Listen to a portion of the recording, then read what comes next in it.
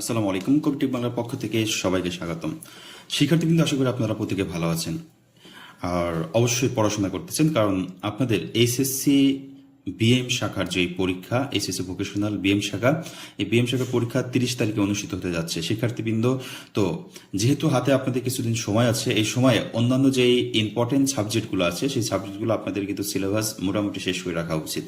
শিক্ষার্থীবৃন্দ, তারই ধারাবাহিকতা আজকে হিসাব বিজ্ঞান নীতি ও প্রয়োগ এই সাবজেক্ট থেকে আমি 4 থেকে 5টা প্রশ্ন দেখাবো, মোস্ট ইম্পর্টেন্ট উত্তর সহ। যে প্রশ্নগুলো আপনাদেরকে খুব ভালোভাবে আয়ত্তস্থ করতে হবে। শিক্ষার্থীবৃন্দ, যারা এই মুহূর্তে আমার চ্যানেলে জয়েন করেছে, অবশ্যই চ্যানেলটিকে সাবস্ক্রাইব করে বেল আইকনটি অন করে রাখবে।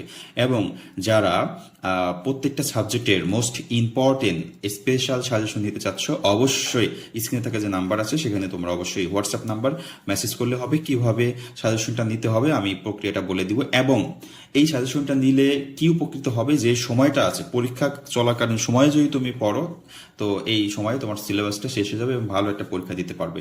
শিক্ষার্থীবৃন্দ, কথা না বাড়ি শুরু করছি। প্রথম যে প্রশ্নটা আমি পড়ার জন্য তোমাদেরকে অনুরোধ করছি সেটা হচ্ছে অংশীদারি অংশীদারি অংশীদারি ব্যবসায়ের গঠন প্রণালী আলোচনা করো। এই প্রশ্নটা তোমাদেরকে পড়তে হবে। এখানে গঠন প্রণালী আমি একটু উত্তর দেওয়ার চেষ্টা করেছি। হ্যাঁ, এটা হচ্ছে অংশীদারি ব্যবসার গঠন প্রণালী। ওকে, এরপর যৌথ মূলধনী কোম্পানির গঠন প্রণালী। যৌথ মূলধনী কোম্পানির গঠন প্রণালী, এটাও তোমাদেরকে খুব ভালোভাবে পড়তে হবে। ওকে, তারপর আরেকটা প্রশ্ন দেখেছি, শেয়ার ও ঋণপত্রের পার্থক্য। শেয়ার ও ঋণপত্রের পার্থক্য, এটা উত্তর সহ এখানে দেখানোর চেষ্টা করেছি। উত্তরটা দেওয়া আছে। শেয়ার ও ঋণপত্রের যেই প্রশ্নটা, এটা মুখস্থ করে নিবে। তারপর কোম্পানির আর্থিক অবস্থার বিবরণী বলতে কি বুঝো, এবং কোম্পানির আর্থিক অবস্থার বিবরণীর বৈশিষ্ট্য বর্ণনা করো। হ্যাঁ, এটা উত্তর দিয়েছি, উত্তর দেখার চেষ্টা করবে এবং প্রশ্নটা পড়ে নিবে।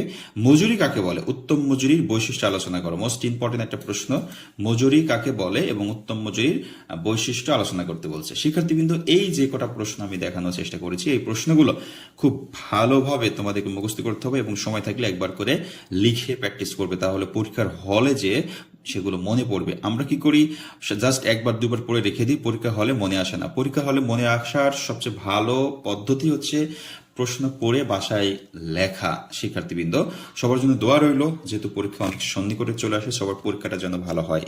আর যারা স্পেশাল সাজেশন নিতে চাচ্ছ, খুব দ্রুত নিয়ে নাও, নিয়ে পড়াশোনা শুরু করে দাও। আল্লাহ হাফেজ।